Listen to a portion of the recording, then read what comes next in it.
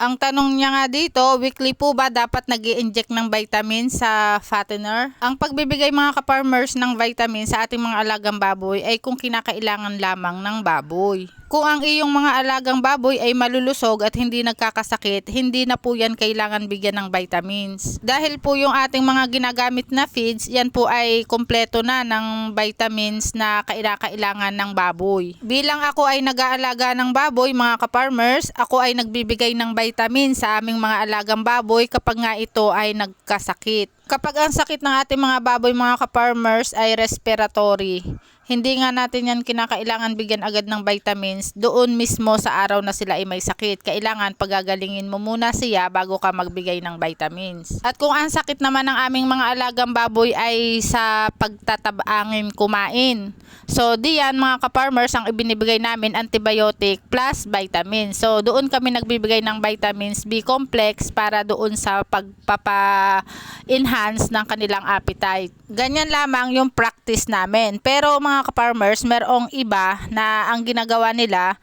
ay nag-i-schedule sila ng pagbibigay ng vitamins sa mga biik. At iyan nga ay 5 days old.